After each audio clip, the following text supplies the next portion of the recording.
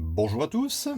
Nous allons ici résoudre une équation dans R, c'est-à-dire que x appartient à l'intervalle moins l'infini plus l'infini. C'est une équation bicarrée, de degré ici 4, x puissance 4 moins 7x puissance 2 plus 6 est égal à 0. Alors ce qui est certain, c'est que ce n'est pas une équation facile, il y a bien sûr une technique. On va se ramener à une équation du second degré.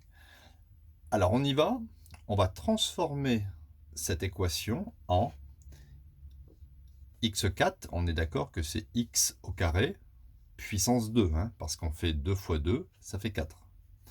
Moins 7, donc ici je peux mettre des parenthèses ou pas, c'est pas très important. 7x carré plus 6 est égal à 0. Ayant fait cette petite transformation, je vais poser ici grand X égale x carré. Ça, c'est mon changement de variable.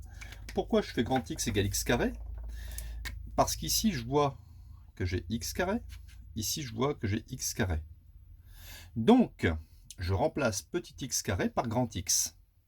J'obtiens donc grand X carré moins 7 fois grand X plus 6 est égal à 0.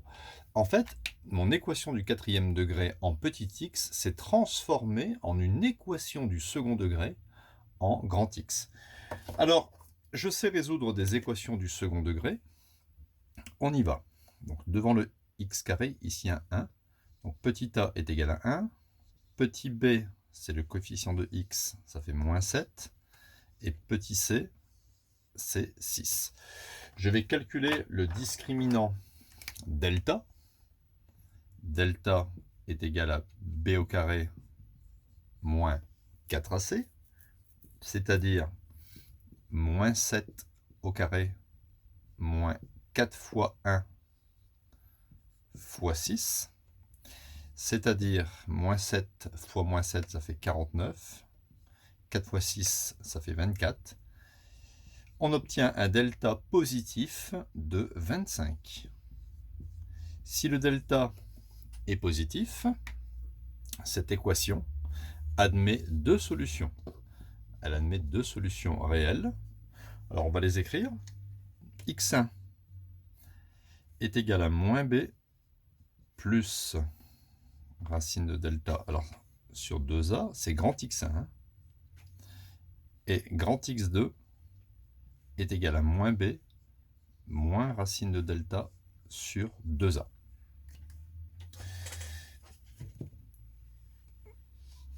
Voilà, donc on y va. On calcule ces solutions. Grand x1 est égal moins b, ça fait moins 7, ça fait 7, plus racine de 25 divisé par 2 fois 1, ça fait 2, et x2 est égal à moins b, ça fait 7, moins racine de 25 sur 2. Voilà, j'obtiens donc, ici c'est pas très dur, racine de 25, ça fait 5. 5 plus 7, ça fait 12.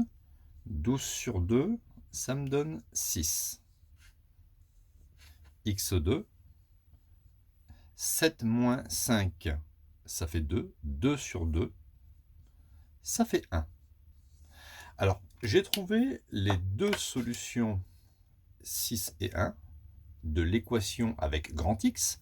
Maintenant, je vais revenir à mon changement de variable. N'oublions pas que grand X, c'est petit x au carré.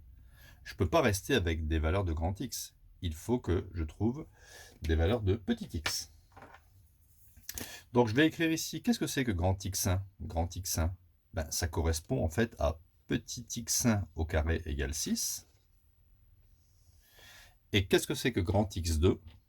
Grand x2, ça correspond à x2 au carré égale 1. On sait résoudre ces équations-là très facilement.